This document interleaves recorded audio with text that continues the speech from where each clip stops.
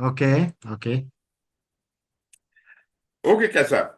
Today is our first That's good. day for Yeah, uh, PMI-RMP training. And as you yeah, understand, this RMP training is for Risk Management Professional by Project Management Institute. And yeah. this specific course is designed for the exam prep, and it is going to span over 4 Sundays of 8 hours each, starting today. But yeah, So as you know, this training is organized by PMI Training School, and this is all the Project Management Institute copyright material which we are using here. PM Training School has got the status for ATP with PMI. They are the premier ATP, and they conduct trainings for all these courses. And I am also trainer with them. And they also have Safe Bronze Transformational Partner with the Scaled Agile. So these all are the trainings provided by them. As far as myself, I am concerned, my name is Suhail Iqbal, and I will be your trainer, facilitator for this training. And I have got over 35 years of experience. I have been teaching uh, students of various certification training for PMI for quite quite a couple of years, like more than 25 years I've been doing that.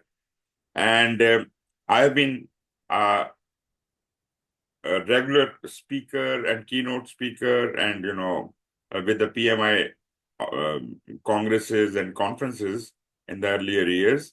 And I hold the authorized trainer status for PMP and several other certifications. Naturally, anyways, RMP, they do not have a instructor certification in PMI, but I am training for risk management professional as well.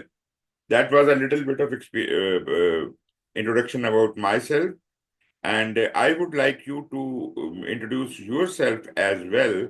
Why do you need to go for this certification? What is your interest, and how soon you want to be there? Do you hold any other certifications? And some fun information as shown on the screen. So over to you. okay. Thank you, and nice to meet you, Mr. Suel. And my name is Kasa Tadele. So we usually use our first name. So Kasa is good. Uh, actually, I'm just working in a state-owned enterprise here in Ethiopia. So we Okay. have this the so-called Ethiopia Investment Holdings. This holding do have oversee state-owned enterprises.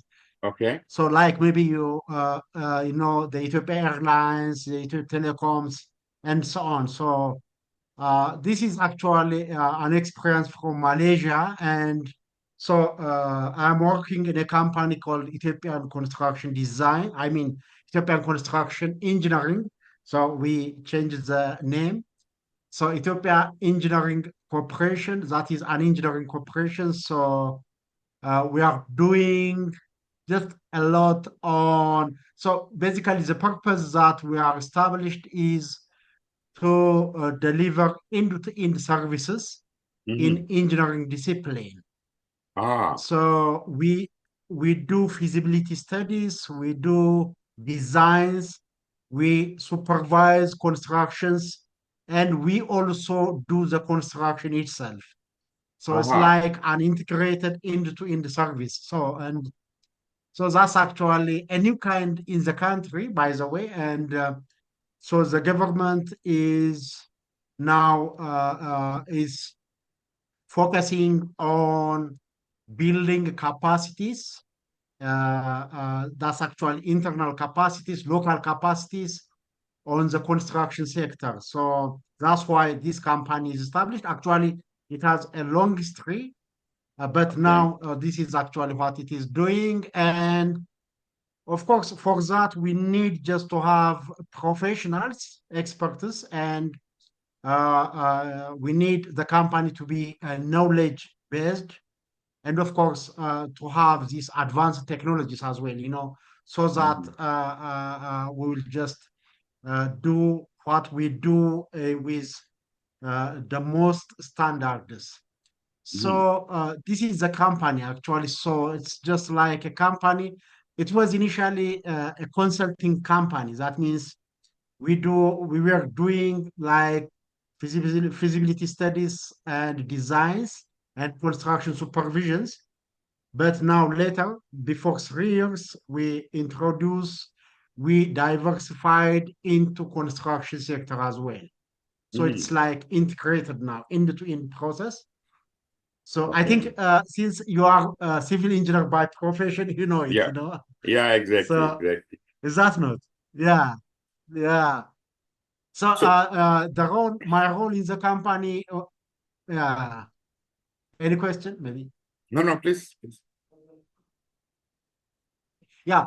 So actually, I was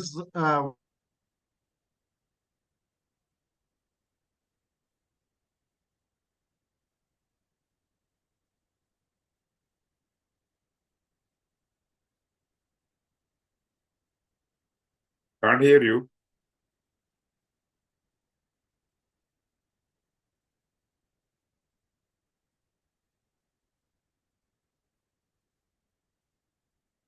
Yasa, can you hear me?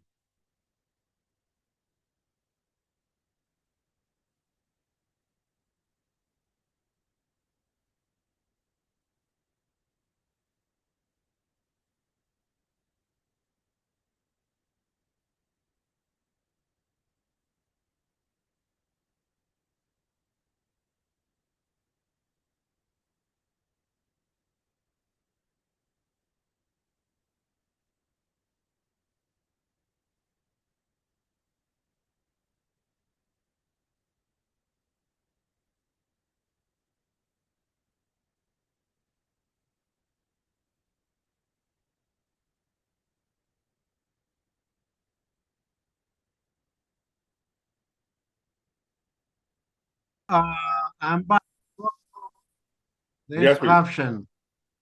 Yeah, was there a Yeah, problem? there was internet connection problem. Now I Oh, think okay. it's fixed. Okay. So now actually I'm just the chief of this strategic and transformation management officer. Okay. It's actually a new office, which we uh, now we are actually we structuring the corporation organizational structure as a whole, and so we believe that we need such office like an office which deals on strategy and transformation. Okay. So now Okay. I am leading that one. And so in this office, we have duty and responsibility for risk management. Okay. And so that's why I am also responsible for the enterprise risk management. And so that's why I am just, planned just to have this certificate, actually, this course and the Okay. certificate as well. So, and I think, so having this course, Mm-hmm. and after having the certificate and the knowledge and the competency, Mm-hmm. so I believe that we will just capacitate our employees actually in project management. By the way, we have like more than 250 projects, okay, in Okay. feasibility studies, in design, in supervision, as well as in construction. We are engaged throughout the country in Ethiopia, and we are also planning just to have some projects in Africa, like Tanzania, Nigeria, and nearby like Uganda and Djibouti as well, and Sudan. So we Okay. are just trying to diversify geographically as well, and so this risk management, and of course, will have a prominent effect on what we are just doing because we are just diversifying, and there are a lot of risks, and so we need just to build capacities and competencies actually in this regard.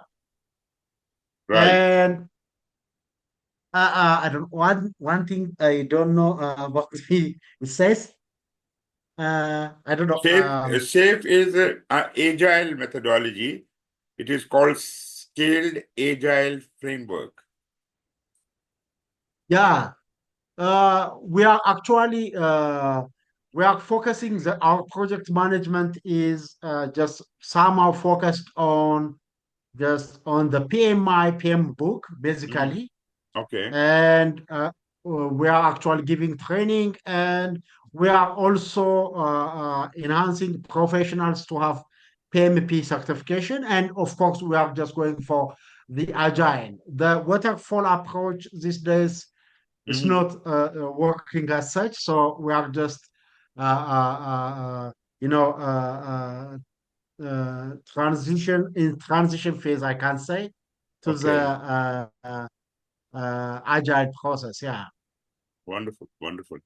So do you hold a PMP? Yeah, I do hold a PhD. I did my PhD in Germany. Okay. I am by profession, I am water resource engineer, actually in the civil department. And so I was academician before, by the way. And so Aha. Wonderful. uh, Wonderful. uh, I have worked actually as an academician at different positions in a university, and still I am just a part-time sort of academician. No, Okay. academics Okay. is That is yeah, nice. That is nice. Okay. yeah. Thank Do you you. have many people who are certified by PMI in your organization? Not yet, not as such. We are just this year we are planning just to have some 20 professionals to be certified in PMP, but Okay. before not more than 10. It started like 2 years before, and so once we have diversified and our actual responsibility and duties have been reshaped, and then now we are just trying to have professionals to be certified in PMP, in as well as we are just also pushing to Mhm. be certified also in risk management in Right, future. right. That is very Yeah, good, very nice because in construction projects there is a lot of risk and naturally you have to do that. But yes, of course, as you said, probably you may be shifting to agile, but I would say that this is not necessary for construction yeah, industry to completely shift to agile because in most of the yeah, scenarios they may still be working on waterfall, but it is quite encouraging to hear that you are considering to shift to agile because well, if something can be done better, why not? But naturally yeah, that could not be the only solution. You can't do everything by agile. yeah. Sure, sure. So, have you had been exposed to a guide to the project management body of knowledge? That is the latest edition, seventh edition. Yeah, actually, we have been just working on the sixth edition before, and yeah, I have just some exposure on the seventh edition. Okay, So, sometime before, I think 1 year before, we took a training on project management, okay. and so I have actually exposure on that one. So Hmm. I also understand the shift from the sixth edition to the seventh. Seventh This is edition. the process based to yeah. Because Uh, nowadays they are working on eighth edition, and at least for now, okay, seventh edition is a okay, mandatory thing. Sixth edition is no more okay, yeah. valid. That's right. That's right. Yeah, yeah. Anyways, it was really Understood. nice knowing you, and let's see what we learn. But one thing I should suggest to you, especially when you are kind of organizing trainings in your organization, um, first of all, all the project management professional trainings you must conduct should be on the latest edition, right? Secondly, Yeah, yes, of sure. course, you should have people, not all the people, but some of the people in the risk management. That is very good. But Sure. there is a very interesting certification from PMI very recently started, and you might have heard about it. That is for construction professionals. It is called Yeah. PMI-CP. I would very strongly recommend that you should go for that, and we do conduct Okay. trainings for that as well. Okay. Yeah. Okay. Thank you. Thank you. I got that. Most Yeah. welcome. Most welcome. Okay. Yeah. Okay, let's have a little bit of introduction about PMI, which you already know a lot many things about it, and then I'll introduce you about the RMP certification itself. I hope you already understand that PMI has got a number of standards, right? And those Yeah. different standards actually they are classified in a very interesting manner. There are standards, guides, and then they have got practice standards and practice guides. So there are kind of four major categories: PMI standards, PMI guides, PMI practice standards, and PMI practice guides. So these practice standards and practice guides are actually a candidate to be promoted to the next higher level. That is the standard or the practice, right? So basically, Okay. right now what we have is the full-fledged standards. There are 5 standards right now. Rather, I could say there are 6 standards basically, because one standard is within the guide, a guide to the project management body of knowledge. Uh, the standard for project management is part of that guide as well. That's why Mm-hmm. the Mm-hmm. standard for project management is not shown here, right? So standard for Okay. project Okay. management, then we have got standard for program management. And naturally in construction industry, you must be interested when you are running more than 180 projects, and some projects are very big and some are very small. So you might be running programs as well. So you should have people who are, certified in the program management as well. And then Yeah. as you have with a strategic office or some central control where you decide which projects and programs to be done, there they have a standard for portfolio management, right? So portfolio management is Mm-hmm. basically the place which is in charge of all the projects and programs, that they make the decision which projects and programs to start and which to stop, right? And also Mm-hmm. they are the ones who kind of do the feasibility studies, cost benefit analysis, decisions about the fate of the projects and the programs are taken at the portfolio level, right? Now we Yeah. have got 3 disciplines here: project management, program management, and portfolio management. And we have got these 3 standards, but they all, these 3 standards are working towards bringing some change in the organization. I hope you understand projects are not operations, right? Sure. Sure. Yeah. Yeah. So whatever is a project is basically a basic instrument to bring change in the organization. Operations do not bring change. Operations just do Yeah. repetitive work.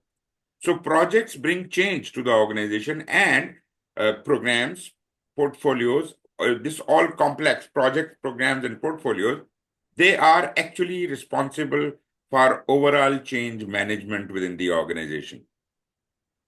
And if Mm. you want to collectively address them, because project management deals with the management of the project, program management deals with the management of a program, portfolio management deals with the management of a portfolio. But what do Yeah. we call something which encompasses all 3? That we call organizational project management. That is a larger and bigger concept, that is a bigger umbrella under which all 3 disciplines are joined together. And then there is a standard also for this organizational project management. Okay. Okay. In addition to that, there might be more standards coming up, but so far they have got two standards which have been promoted from the level of the practice standard to the standard.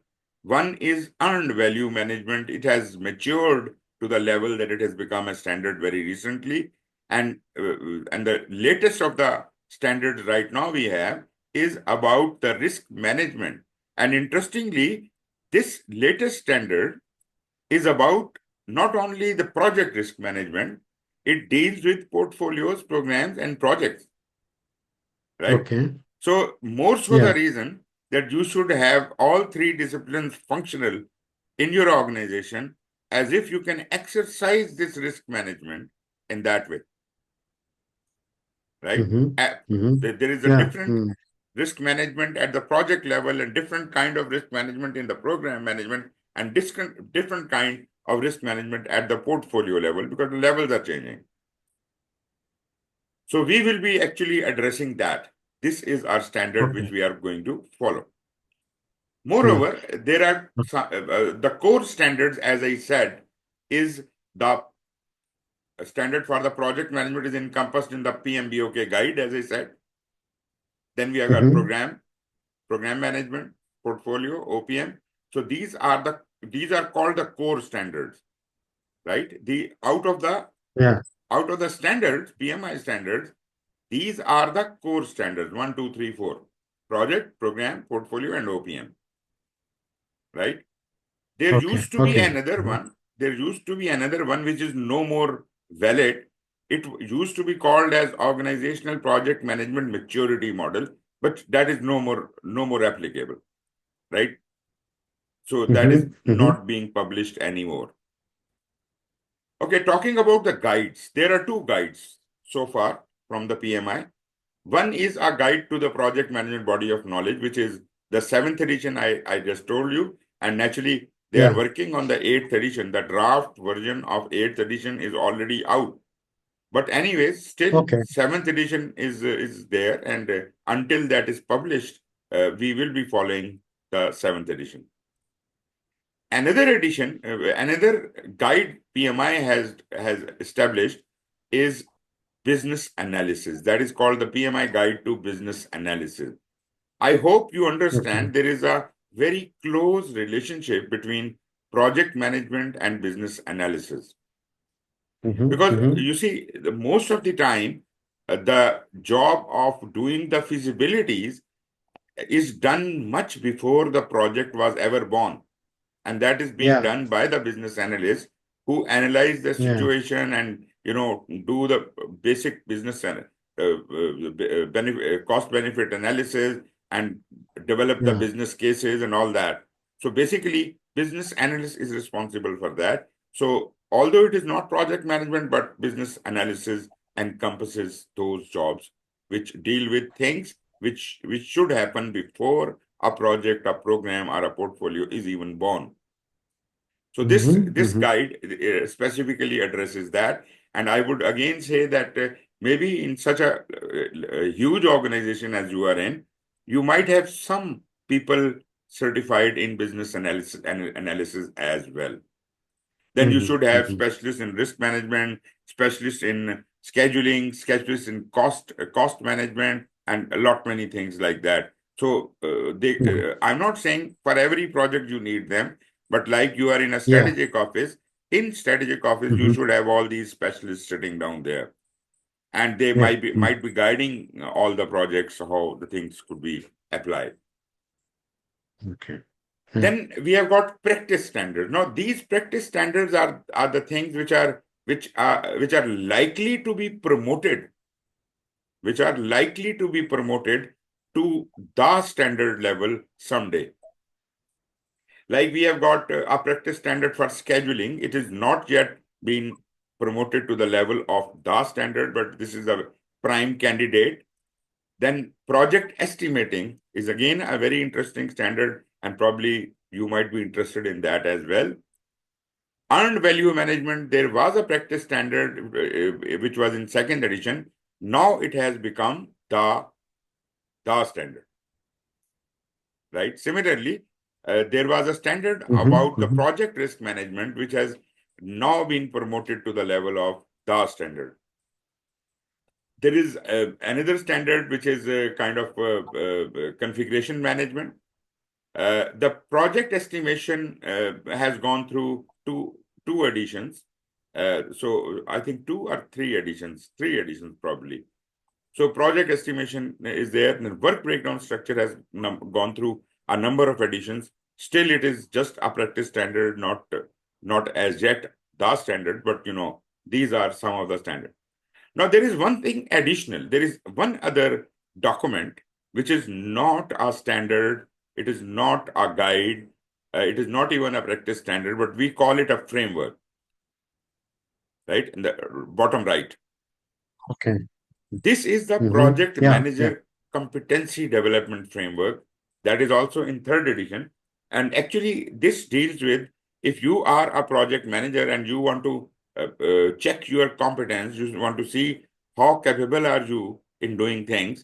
So you could be analyzed according to this framework, right? This could be useful for the strategic office, for the PMO, for the project manager himself, for the HR department. All those people can use it to judge the competency of a person and see where he or she can improve.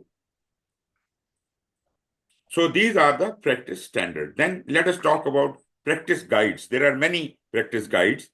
Now, practice guides, we used to have a business analysis practice guide, which has been promoted already to the level of the guide. The guide. You have seen that. Okay. Now, requirements management is a subject which is useful not only for the project manager, but also it is a key interest of a business analyst. So requirement management, there is a practice guide which has now become a part of the guide, but I would say that this document is good for even the project managers because they also do requirement gathering and all that, right? But primarily, I would say the big responsibility of requirement management should lie with the business analyst. Anyways, then we come over to another discipline that is, as you see, I did talk about the standard for organizational project management. So before it became the standard, it created some other documents like, they had a practice guide on governance of portfolios, programs, and projects. Very interesting document. And then how to implement organizational project management. Now, these things have been converted into the standard, right? They did not convert them into the guide, but they are converted into the standard of OPM, Organizational Project Management. Then we have got an Agile Practice Guide, which has been inducted into the PMBOK now. We have got Navigating Complexity. Navigating complexity is again a very interesting subject because when we study a project or a program or a portfolio, we study an average difficult case, average level of case. But actually, when we deal with projects and programs, we actually encounter higher level of complexity, right?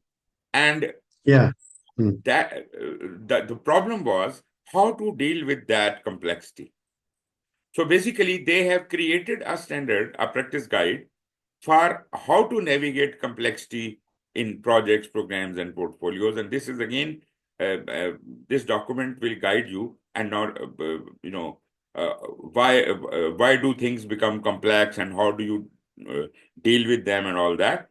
So this is a very short document, not very big document, maybe 70 or 72 pages.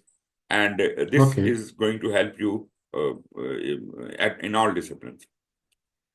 Then managing change in organizations, naturally, this is a primer for what I said, that project programs and portfolios together, they bring change in the organization, right? So if an organization has to change anything in itself, it has to give birth to projects and programs and portfolios. And actually, the change happens at the lowest level, and the lowest level is the project. Right. So project is normally the instrument of change in an organization. If you are aware about program management, you must be knowing that there is a difference between projects and programs, because projects deal with the deliverables, the product, Yeah. whereas the Mm, mm, program does not deal with the mm, deliverable or the product, they deal with benefits. yeah. They deal with benefits. So benefit Yeah. realization Mm, management was also a practice guide. And so very mhm, interesting and very important, because this leads to the program management basically. mhm. But it covers the scenario of benefit management at different levels: project, program, portfolio, and even at the organizational level. So benefit management, the science of benefit management realization, is addressed in this practice guide.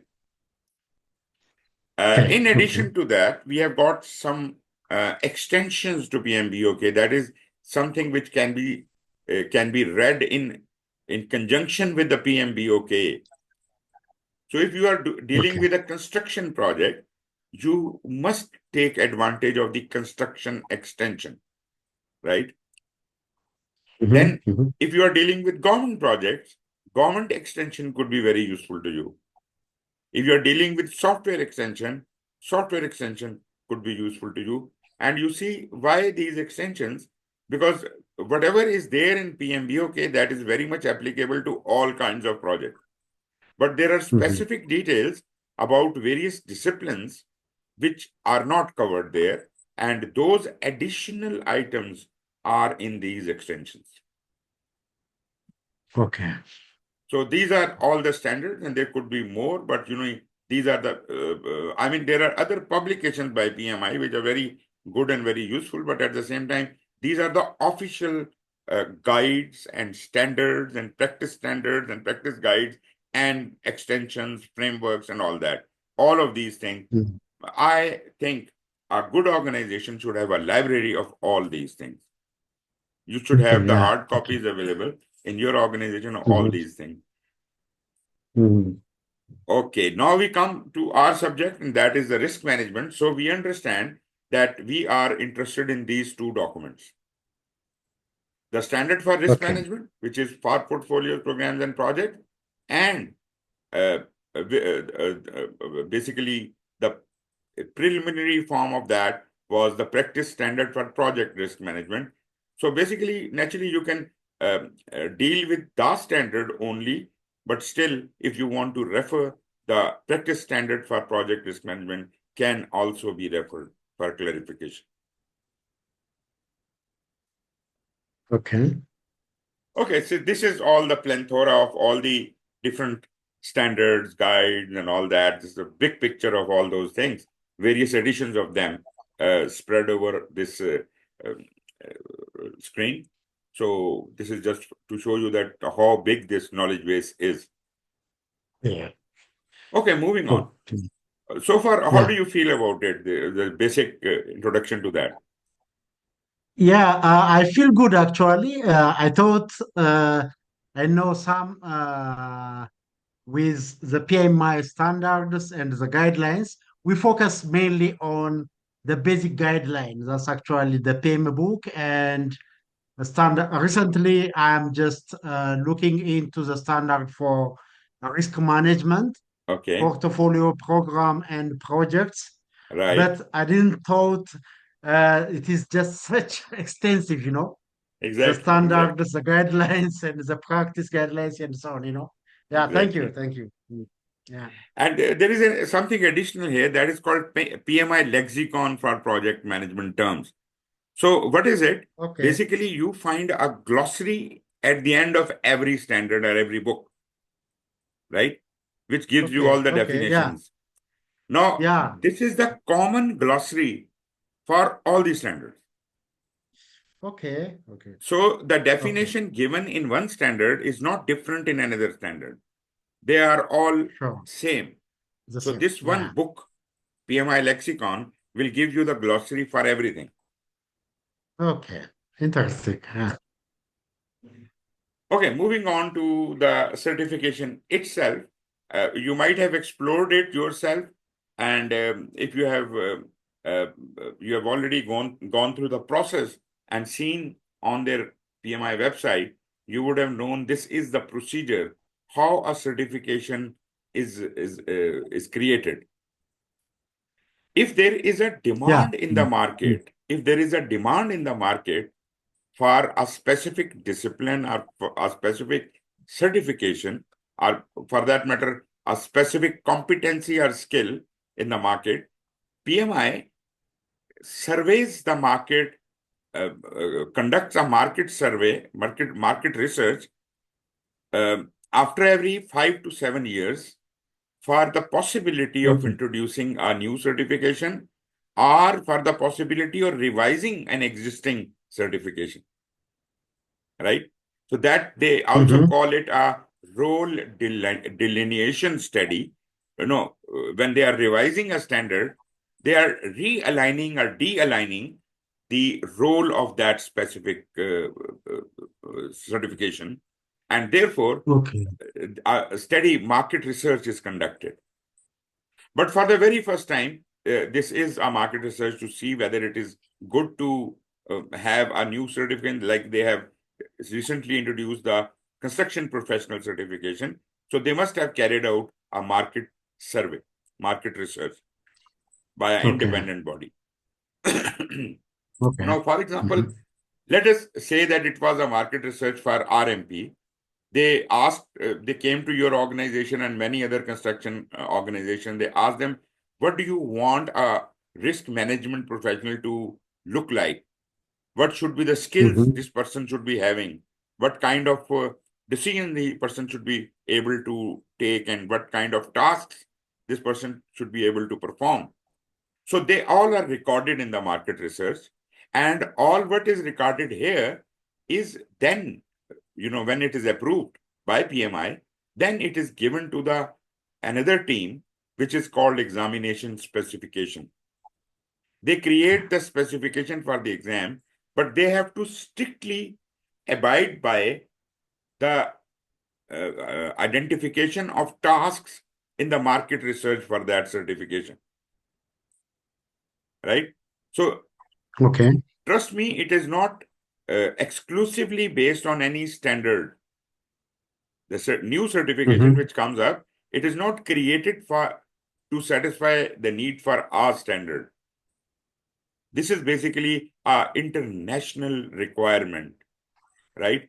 Okay. And what I Okay. am trying to Mhm. say here is that all those skills and competencies which have been identified, they may or may not be covered in the standard, Okay. right? That means Mm. you are not going to be tested only from the standard, but from the international knowledge spread around on that subject. You could be tested on Yeah. anything. Being a PhD, you Okay. understand how it works. So these Okay. people are provided, they provided these tasks, and they convert them into exam specification. They say, okay, there will be this many questions from this task and this many questions. They classify the task, they group them in separate blocks, and they say, okay, in this task, in the satisfaction of this task, a candidate should be able to do this. So that is called the examination specification, and that is actually your syllabus. Okay. So Mhm. once everything is done, PMI creates a examination content outline based on this specification. ECO, we Okay. call it in short ECO, examination content outline. So if you go to PMI Mhm. website, you will be able to download that from under the risk management professional certification. On the same page, you will find maybe at the bottom of it, there is a PDF file by the name of PMI-RMP examination content outline. So that is the Okay. result of exam specification. Mhm. Mhm. Then there is another team hired which are given this exam specification, and they are told to create the questions for the exam, Okay. right? Now they create hundreds and thousands of questions, and they are being they will be randomly given to you in your exam, right? The data bank or question bank is not very small. That is huge. And they keep adding new questions to that as well. But at the same time, Okay. they are very careful about one thing, that the questions they are adding, the new question they are adding, they should not be too difficult to handle or too easy to do. Therefore, they keep new questions in, in a separate basket for some time. They test those questions, and once they have been tested, they will eradicate the very difficult or very easy questions, and the appropriate level of difficulty questions will be added to the actual exam. Mhm. That means whatever number of questions you will get, there will be around 10 to 15 questions, which will be test questions, which actually will not be marked for you, but you will be presented with those questions. Those are actually new questions which are under the test. Right? I'll talk Okay. about that. I'll talk about that later. But anyways, so I'm saying that all the questions you will be presented in your exam, some of those questions will be dummy questions or test questions. Okay. When a certification is introduced for the very first time, this also has to be, they just can't introduce it in the market. So they test the certification exam as well. So they run a pilot on a select group or sample group of people who are interested, and they are given certain advantages. Maybe they are charged much lesser fee or something. And by that time, when this certification, when this pilot is introduced to the market, PMI does not know what is the percentage of what is the pass percentage. They should, I should not say percentage. What is the pass percentile? They have not yet determined that.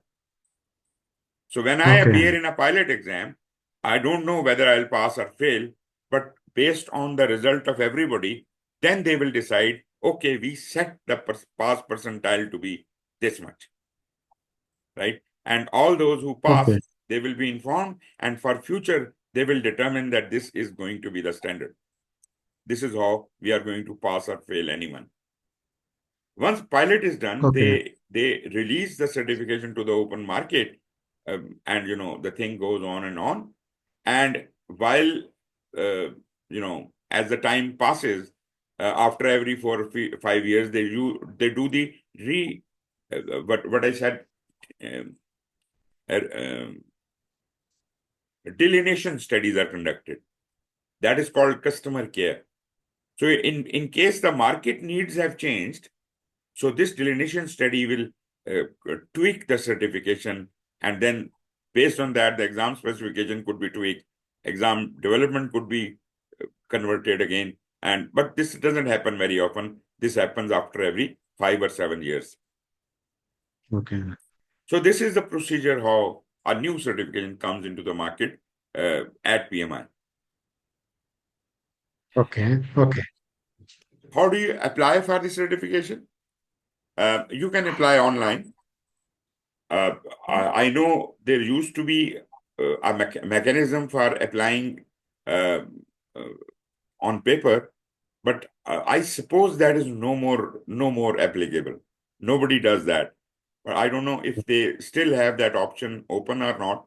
But the most popular option right now is online application. So you can, do you have a PMI account as a member?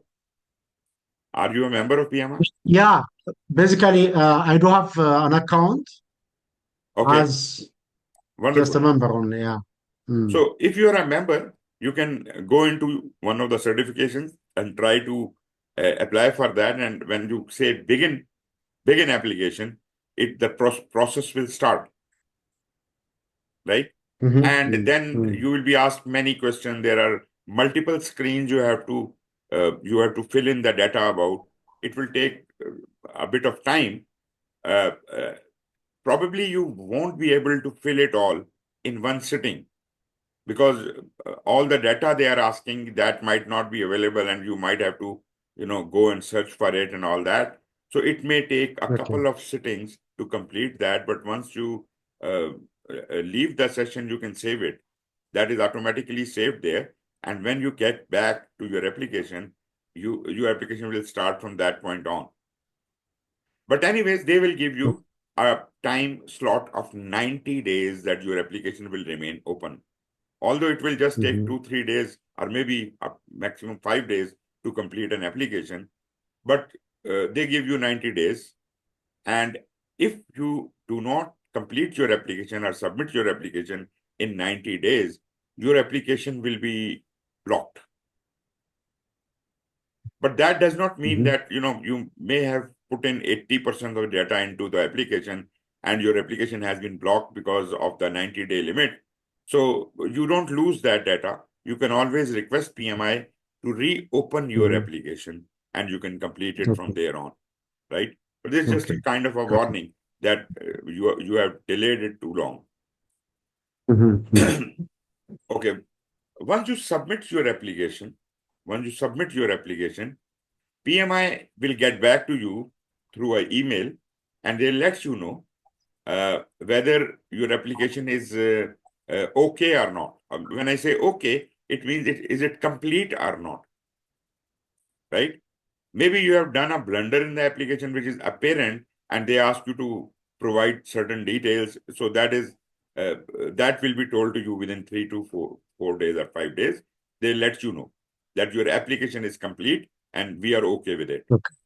But that does not mean that your application has been accepted. There has to be an audit process going on, which will evaluate your application. Although this audit process is random, everybody does not need to go through this audit process. They randomly pick up 10% of applications, and if at all your name appears in the audit process, then you will be informed that you have to provide these further details. Now, what are those further details? Maybe, your educational qualification or your experiences. They may select some of those items and tell you, they will send you transcript forms from PMI. You will have to go back to that person or that job or university, and whomsoever the person responsible you have mentioned, you will present that document to that person and they will fill it up and submit back to you in a sealed envelope. That is the normal procedure. But I have recently learned that they have changed the process. They have also brought it online. Previously, we used to courier all those things to PMI, but I suppose now the audit can be done online as well. Anyways, whatever is the process, they will give you 90 days for audit. Although again, I would say it will just take 5 to 7 days for you to complete that and submit it, right? Because then PMI will wait for another week or so, and they'll let you know whether your audit has been accepted or not. Once your audit is accepted, then you will be asked to make the payment. When you submit the payment, you will get a letter of eligibility from PMI. This eligibility stands good for 1 year.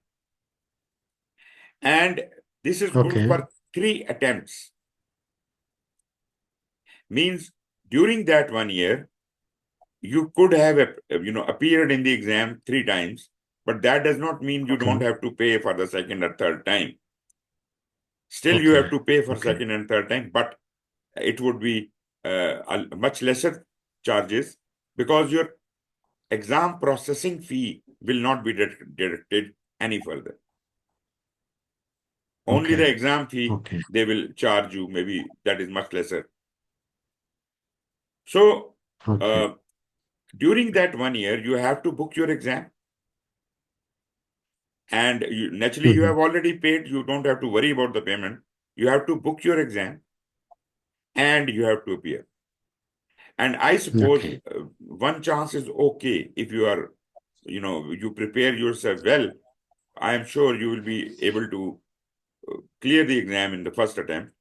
But for those who are kind of in a hurry sometimes and they don't really prepare well, maybe they could have availed the second or third chance. But I don't think that you need to go for second or third chance. This certification is not really that difficult. You can do it in first attempt. After you have kind of cleared the exam, I'll talk more about what type of questions are going to be there, what is the pattern of the exam and things like that. What is the exam content outline, the syllabus. I'll talk about all those things. But anyways, let us assume that you have passed the exam. Once you pass the exam, your certification is awarded to you and it stands good for 3 years.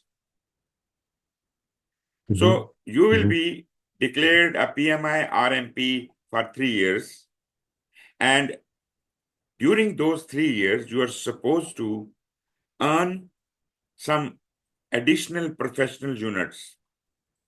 Like, by attending some advanced trainings, by gaining more experience, by doing some other kind of activities like writing a book or something, whatever those activities could be, they will earn you certain professional development units, right? So as a RMP, you are supposed to, in 3 years, you are supposed to collect 30 professional development units. And if you have done that, you can submit those 30 PDUs to PMI online. And PMI will ask you for a small little fee for the renewal of your certification. Maybe, I don't know, it is very less than $100. And your certification will be renewed for another 3 years, right? So every 3 years, you will have to go through this process. Your credential will be renewed.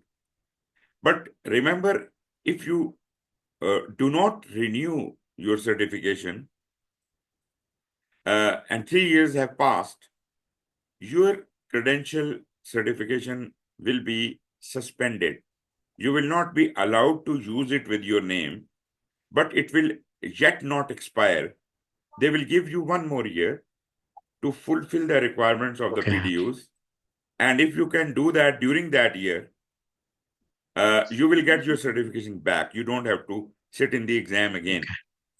But if you don't do that and your certification do expire, you will have to go through the whole process of application and everything yet again. One more thing you must be very careful about. The 4th year in which you have cleared the requirements of the PDU, that actually will be included in your next certificate, next cycle. I mean, that is actually your first year of the new cycle, which you are wasting actually during this suspension period. It is not, your renewal will not start after you complete the needs, but from the date your previous cycle has ended. Interesting.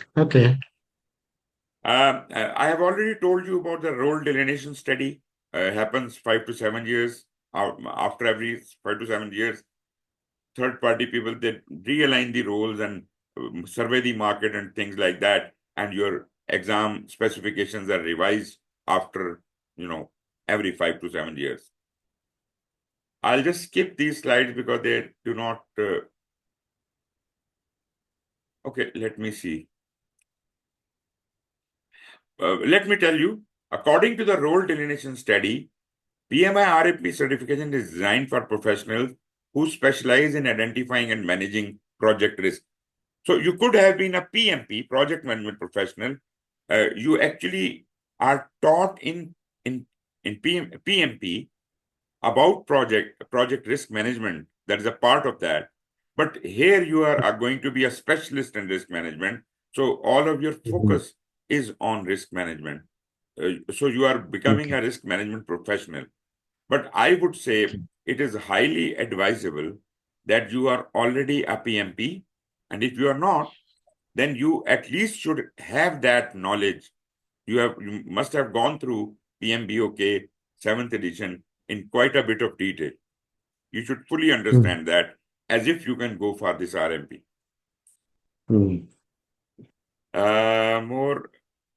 Let us move on to the eligibility criteria. I'll talk about the details, more details later. There are 3 types of people who could apply for a RMP certification.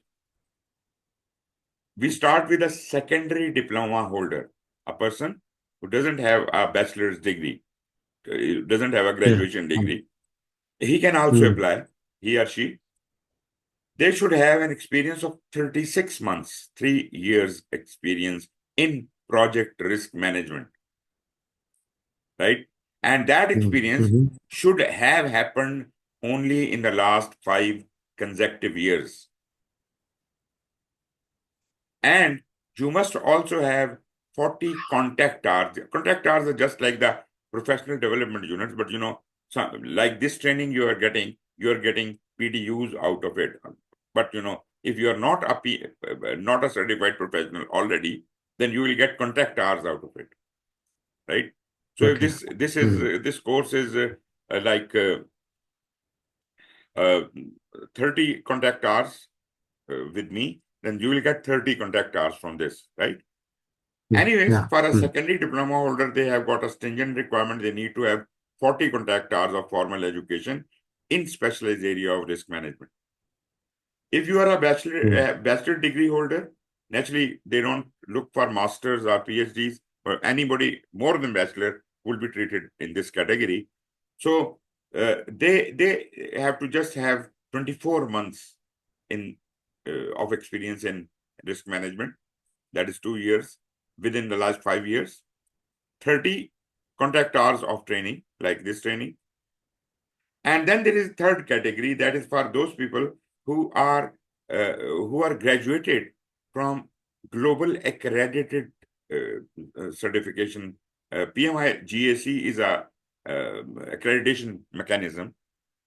All the universities who are registered with them, if you qualified from there, then you have got a little, extra benefit. If you are a graduate of that, you will just have to have 12 months of risk management experience. So that is the only thing. Otherwise, 30 contact hours are still required. I hope that is quite clear. Yeah, sure. It's clear.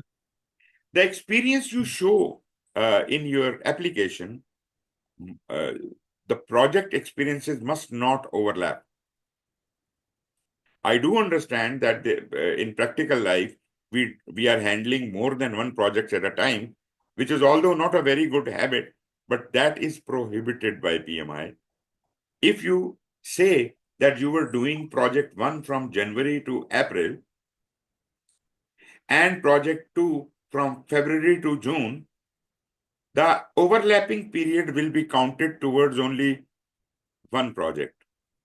For example, project 1 will be counted by PMI from January to April, and project 2 would be counted from April to June. The overlap period will not be counted. Although you are allowed to have a little bit of gap between one project and the other project, sometimes it does happen. Maybe you are having a gap of 6 months or 3 months or 2 months before you start another project. That is okay. But the gap should not be more than 3 years. Okay. So no overlaps, and gaps are allowed, but not more than 3 years. Overall experience should be shown within the last 5 years. This is what I have just told you. Okay, for your exam, there will be 100 questions in the exam.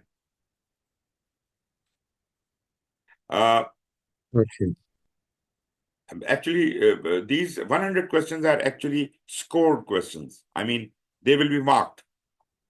But there will be 15 pre-test questions, and they are not to be marked, but they are there. So total questions presented to you in the exam will be 115 questions.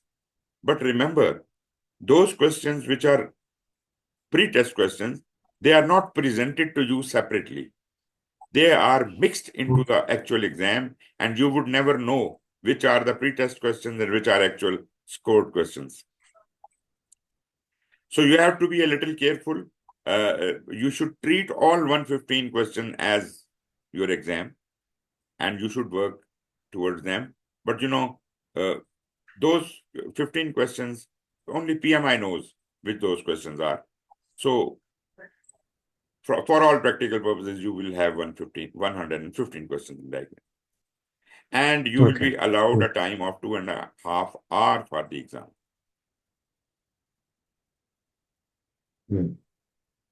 Okay, now, what is the distribution of the topics which you will be tested for?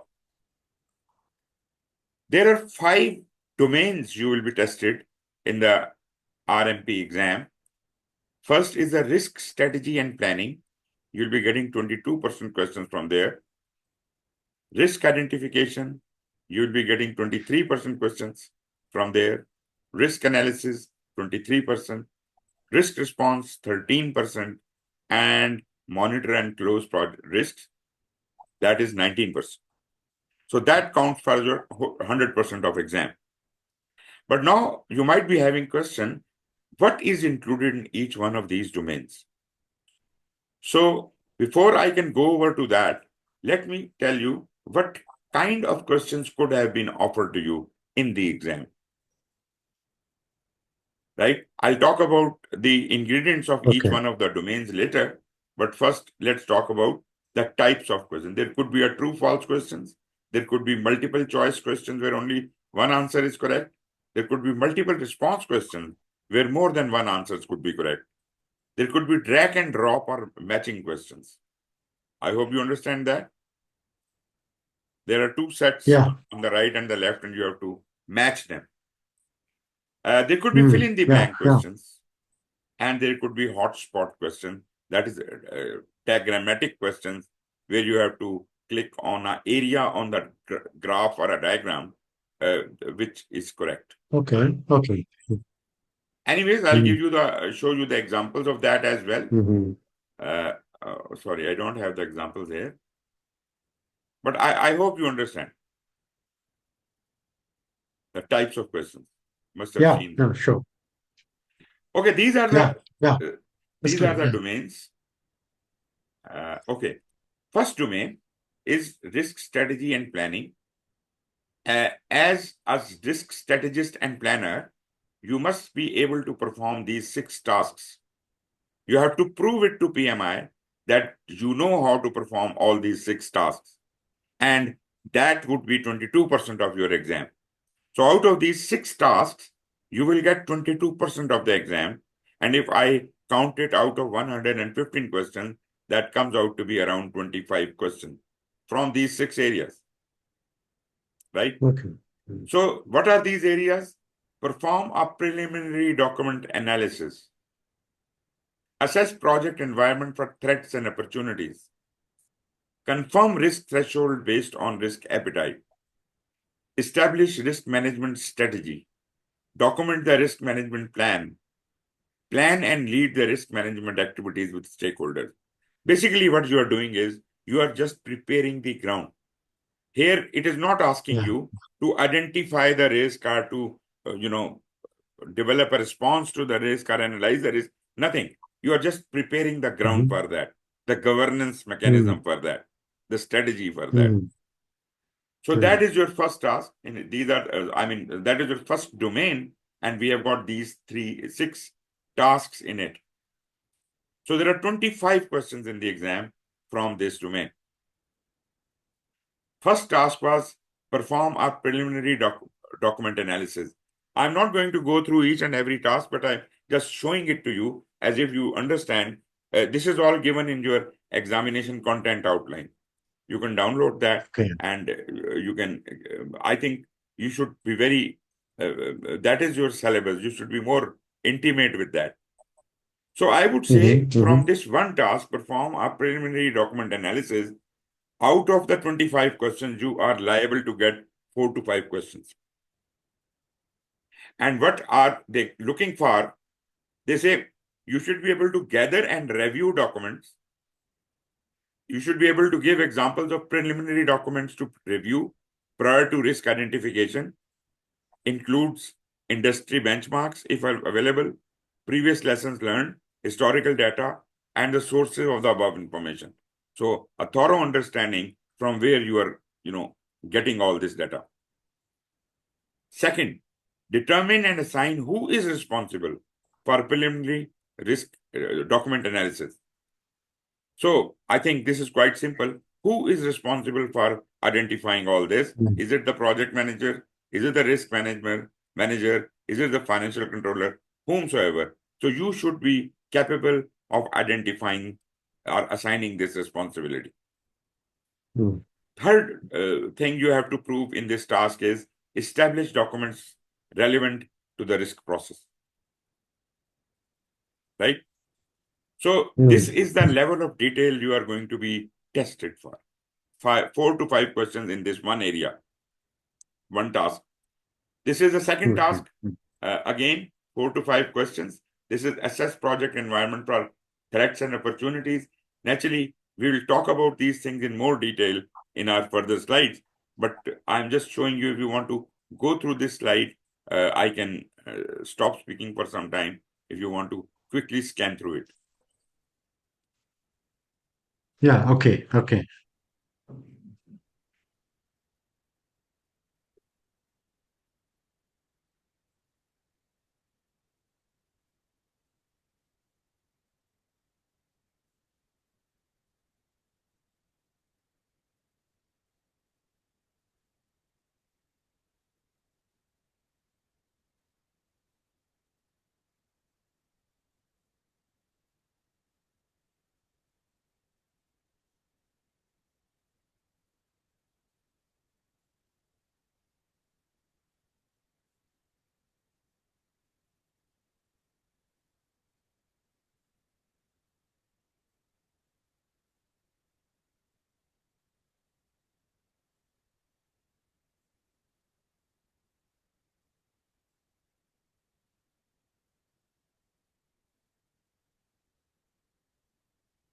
Tell me when you are ready. Yeah. Okay, I'm through, almost through. Thank you. I I scanned it. Yeah. You can download this from PMI, but if you want, I can also send you on, uh, Yeah, this please document. do. Yeah. Please send me, and yeah, I will also download. Yeah, thank you. Okay. Thank you. Then this is task number 3, confirm risk threshold based on risk appetite. Again, 4 to 5 questions. How do you, we'll study about it, risk appetite and all these things, and how do we do all this thing? How do we establish Yeah, the risk threshold? This is very important okay. before we can start identifying the risks. Sure. So you should be able to do that. Moving Okay. on, task 4 is establish the risk management strategy. So why do we need a risk management strategy? Because this is kind of part of the governance of the organization.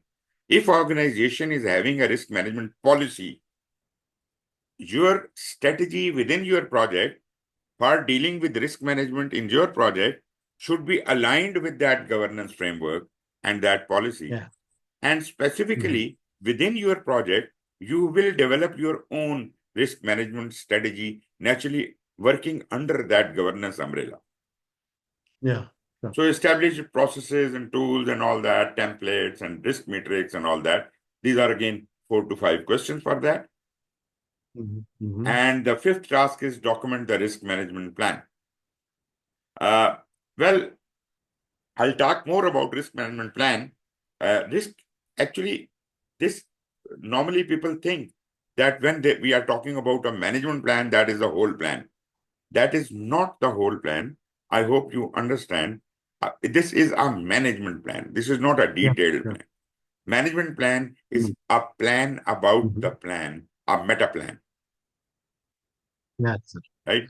So this Mhm. tells us Yeah. how are we going to identify the risk when the methods and policies they are translated here according to the strategy we have selected for the risk management. So it gives you the guideline specific to the project that this is how you are going to do the risk management here. But this all is done before any planning work will start. So when you are doing the planning work, you will be following risk management plan thoroughly. And risk management plan is coming out of the strategy you develop. And strategy is coming out of the governance framework the organization is adopting for the risk management. Yeah. Anyway, so this is how you are going to do things. I will talk about these things in detail. 6th task is plan and lead the risk management activities and stakeholders. Again, 4 to 5 questions here, and this is more about the teamwork, about the people skill, the soft skill. So basically, you are collaborating with the team in plannings and stakeholders. You are dealing with them and managing their risk appetite and all that. So this is more of the dealing with people. Training, coaching, and all that. Then comes the risk identification. There, 23% questions are coming from there. That means 26 number of questions will be there. And you can divide them into these 4 tasks. These tasks are conduct the risk identification exercises. So the process of risk identification actually will happen here, where we were talking about establishing these things in our risk management plan, right? Yeah, the plan, yeah. Yeah. Here we said, how are we going to do all this? But actually, you will be performing that in risk identification. Then you will examine the assumptions and constraints, analyze them, document risk triggers and thresholds, and develop risk register. Risk register is a document where all the risks are recorded. So, one by one, 6 to 7 questions from this task, examine assumptions and constraints. You will get all this information. Then conduct risk identification exercises, again 6 to 7 questions. Document risk triggers and thresholds, again 6 to 7 questions. Develop risk register, again 6 to 7 questions. Third area, third domain is risk analysis. There are only 3 things here, 3 tasks: qualitative analysis, quantitative analysis, and then identification of threats and opportunities. Now, people are really confused here. One of the students actually sent me a message that why are we identifying the threats and opportunities in risk analysis? Because threats and opportunities are risks, and we have already identified the risks. I said, yes, you are right, but there will be further risks you need to identify as a result of these analyses. So that's why this is important to add new risks. So there are 23% exam questions. Is that like a secondary risk? Secondary, residual, secondary are new risks. Is that like a secondary risk? Yeah. Yes, secondary risk. Secondary risk, residual risk, and new risks also. New risks. New risks are completely virgin risks, which you could not have identified earlier. So 26 questions out of these 3 areas. That means we are having 8 to 9 questions from each one of these areas. So we will study in detail the qualitative analysis, the quantitative analysis, and the identification of threats and opportunities. This all is covered in the risk analysis. Then we go to risk response. Only 2 tasks here: risk planning for the risk responses and then implementing them. And 13% of questions, 15 questions are going to be there, 7 to 8 questions from each area. And lastly, how to monitor and close the risk. There are 4 tasks: gather and analyze the performance data, monitor residual and secondary risks, provide information required to update relevant project documents, and monitor project risk levels. 4 tasks and 22 questions here. So simply 5 to 6 questions are going to be there from each area. 2, 3, and 4. So that's it. Now, what do you need to study from? As I said, you will have been provided some training material by Dr. Faz from PM Training School. Did you get something? Not yet. I tried actually the link, but I'll just communicate. Okay.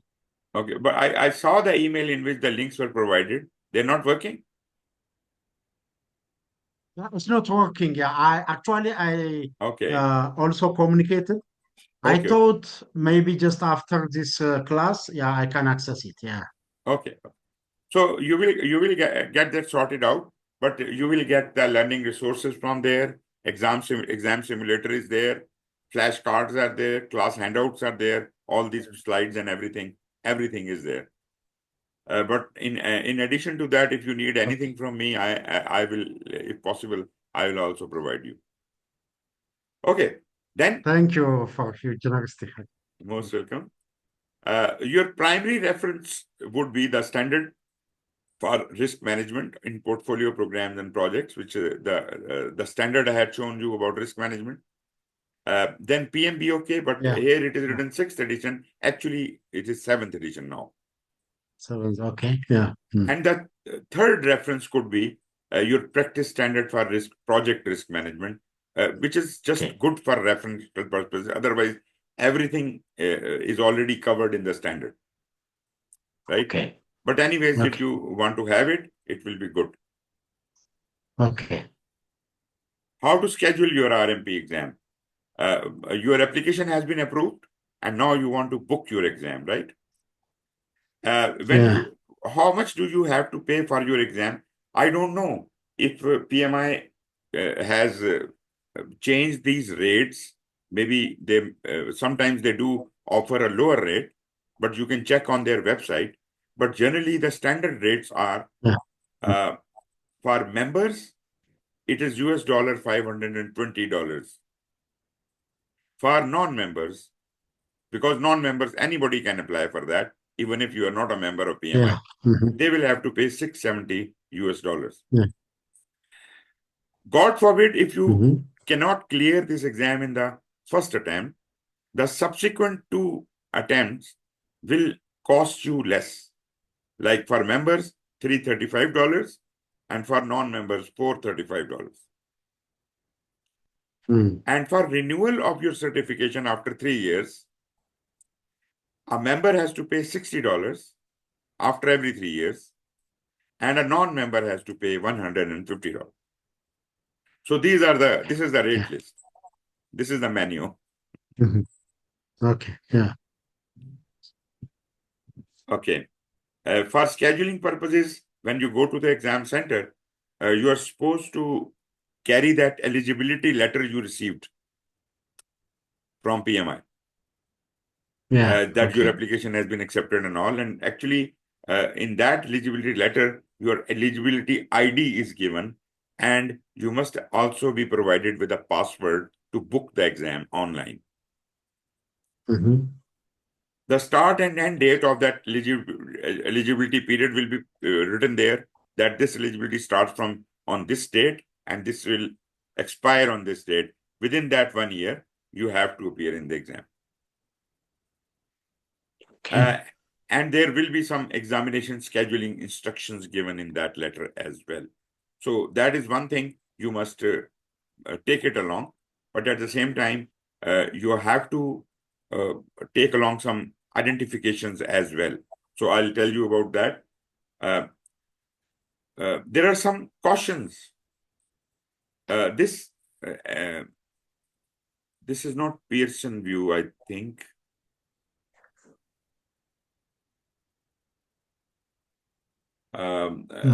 This is Mm. now yeah, yes, Virtual University Enterprise, VUE. VUE stands for Virtual University Enterprise. So this is their new testing center. Yeah. Okay. Okay. Previously, they used to have Okay. Yeah. Prometric. Now this is Pearson. Okay. Instructions Okay. are that you should try to book your exam at least 4 to 6 weeks in advance of your preferred test date. That is just a caution. Maybe Mm. there is a lot of rush in the test center and you don't get a seat, right? So to be Okay. cautious, Mhm. book your exam at least 4 to 6 weeks earlier than the test date. And if your eligibility period is is ending, you must be cautious to apply at least in the 3 months before the expiry of your eligibility period, because you will not be given any extra chances after that. So these are two instructions for booking your exam. Don't try to book the exam at the very last moment. Tomorrow I want to appear in the exam. Maybe you get it, but most of the chances are that you won't. Okay. Yeah. Now, can the exam be cancelled? Can you change the date of the exam? Yes, you can, but there are very strict rules about it. If there are 30 days left in the exam, before these 30 days, you can still, apply for a change of the exam date one time without any charges. But if at all you are doing it for the second time, they will charge you. If you are trying to change the date for the second time, that means you booked your exam 45 days earlier, and on the maybe 40 days earlier or 30 days earlier, you realize that you can't spare yourself on that date, so you can change it without any fee. But if you enter into the 30-day period, the last 30-day period, you will be charged $70 fine. A $70 will be charged for changing the exam date. But in the last 2 days of the exam, last 48 hours, you cannot change the date of the exam. Even by paying $70, you can't do that. Your fee will be forfeited, and you have to apply for the new attempt. I mean, a re-attempt. It will be considered as a fail first time, and second attempt you can avail them. So that are the instructions about the rescheduling. And well, sometimes it is possible that you meet an accident or you have some problem, you get sick or something, and you can't appear at the exam center. For that, their policy is that within 24 hours of that event, you must get in touch with PMI and inform them that this is the problem. And if they agree, they will give you another chance. Otherwise, the same forfeiture will apply. Continuing education means the number of PDUs, 30 PDUs you have together. After you have been certified for 3 years, during those 3 years, you have to earn 30 professional development units. So what are the areas in which you will have to attain that? PMI has introduced a PMI talent triangle. This talent triangle basically is composed of 3 parts. One is the blue area is the technical project management, like, what is the approach of the project management, what is the tools of the project management, the hardcore job of project management, the technical work of the project management is included there. All the knowledge is included here, which they have now named it as ways of working after Agile has been introduced, because it is not only the waterfall method to do anything. You for every project, you are at liberty to choose your way of working, whether you want to work in an agile way or in a predictive way or in a hybrid way. So this technical project management has been renamed as a way of working. The leadership skills have been renamed as power skills, and strategic and business management has been renamed as business acumen. So that is a slight. Are you there? Yeah, I'm back. Okay. I don't know the cause, but There it must be. interrupted. Yeah, sorry for. Yeah, no problem. So actually, there are three areas in which you have to gather your knowledge in project management. One is the technical skills, which are called ways of working.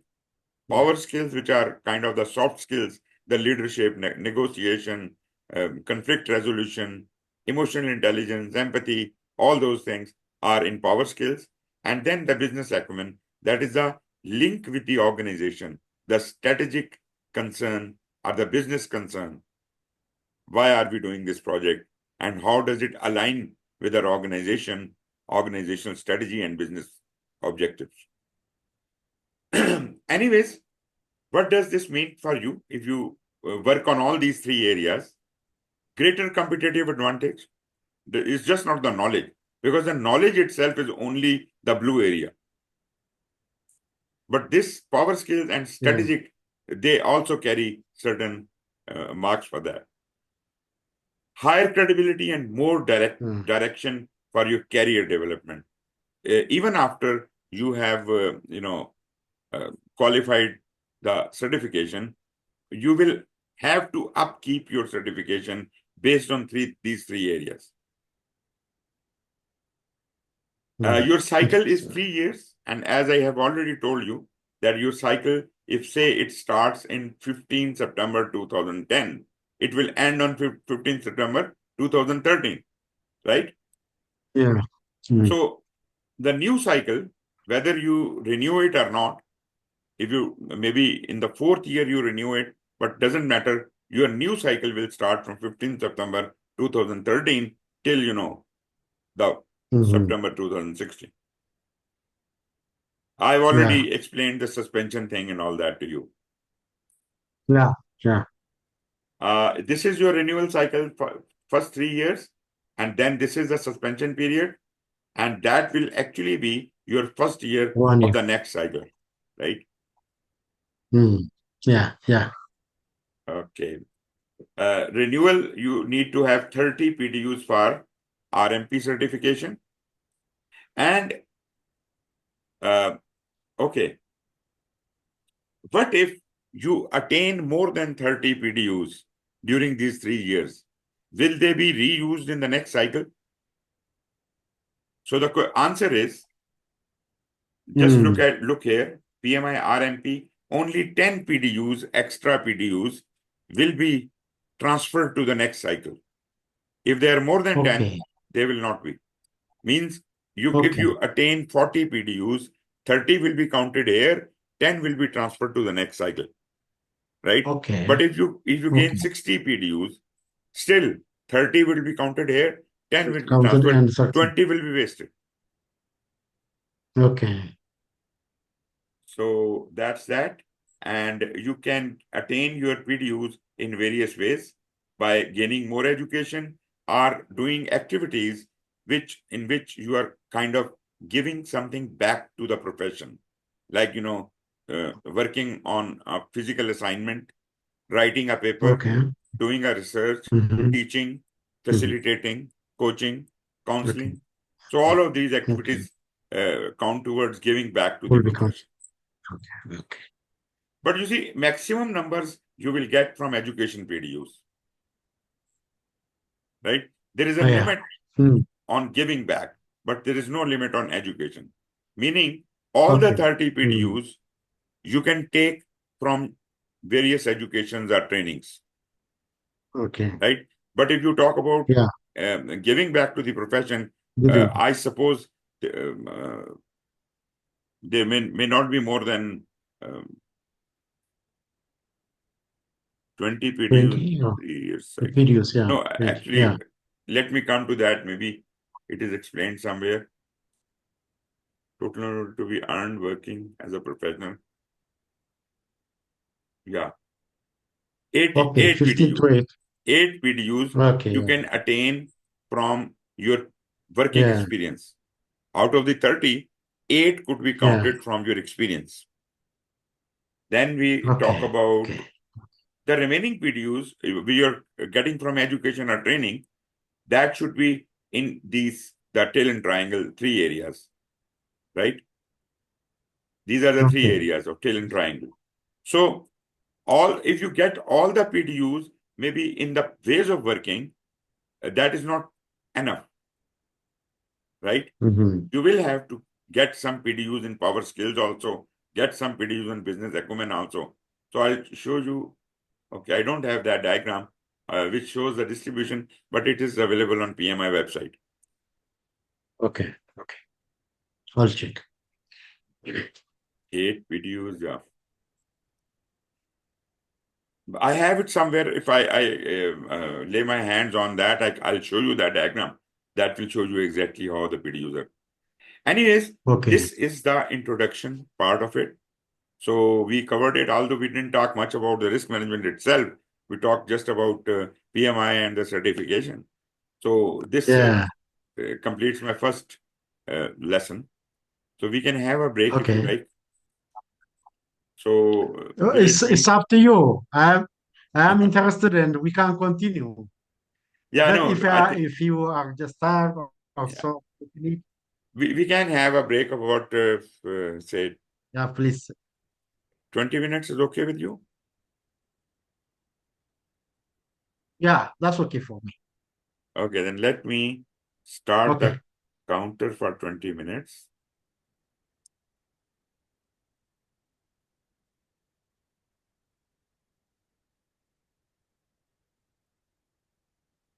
Okay. So after 20 minutes, we will start. So thank you for your time and see you again in 20 minutes. Okay. Okay. See you again. See Nice. you. See you.